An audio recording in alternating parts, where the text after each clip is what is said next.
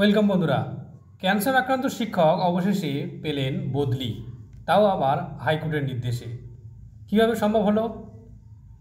আজকে একটি গুরুত্বপূর্ণ রায় নিয়ে আলোচনা করব, যেখানে মাননীয় বিচারপতি রাজাশেখর মান্থা যিনি এই গুরুত্বপূর্ণ নির্দেশ দিয়েছেন, যেখানে বলা হয়েছে যে একজন শিক্ষক যিনি ক্যান্সার আক্রান্ত তিনি ট্রান্সফারের জন্য আবেদন করেছিলেন, কিন্তু পোর্টাল বন্ধ থাকার কারণে সেই আবেদনে সাড়া দেননি কোনো পক্ষই।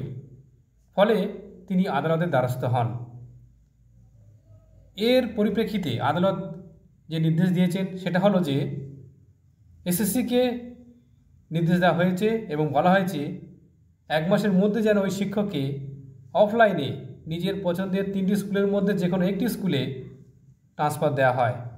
ডিআই মারফত CMOH এর মাধ্যমে মেডিকেল যে ভেরিফিকেশান সেটা সম্পন্ন করতে হবে। তো এই নিয়ে যে অর্ডারটা দেওয়া হয়েছে, চলুন বন্ধুরা দেখে নেওয়া যাক। দেখুন বন্ধুরা, এই সেই অর্ডার যেখানে পরিষ্কার বলা হয়েছে একজন শিক্ষক যিনি গদমথুরা আদর্শ বিনয় বিদ্যাপীঠের শিক্ষক, যিনি বিশ্বনাথপুর পাথর প্রতিমা ডিস্ট্রিক্টে চাকরি করেন, তার বাড়ি কিন্তু পূর্ব মেদিনীপুরে, ঠিক আছে। এবং তিনি 3টে চয়েস দিয়েছিলেন ট্রান্সফারের জন্য, মানে 3টি স্কুলের চয়েস দিয়েছিলেন। তো সেক্ষেত্রে তিনি ট্রান্সফার পাননি। পরে তিনি কেন আবেদন করেছিলেন? কারণ তার ফুসফুসে ক্যান্সার রয়েছে এবং সেই জন্য স্কুল কিন্তু অলরেডি NOC দিয়ে দিয়েছে। এবং ডিস্ট্রিক্ট ইন্সপেক্টর অফ স্কুল, যেটা সাউথ 24 পরগনা, সেক্ষেত্রে কিন্তু কোনো মানে যে কন্ডিশনে তাকে ছাড়েননি।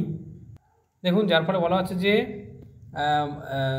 ডিআই অফ স্কুল তাদের নির্দেশ দেওয়া হয়েছে যাতে CMOH এর মাধ্যমে তিনি তার যে মেডিকেল ভেরিফিকেশান সেটা অবশ্য কমপ্লিট করেন এবং তার যে পছন্দের 3টি স্কুল দেওয়া ছিল সেই স্কুলের একটিতে অবশ্য তাকে ট্রান্সফার দেওয়া হয়, সেটা কিন্তু 1 মাসের মধ্যেই।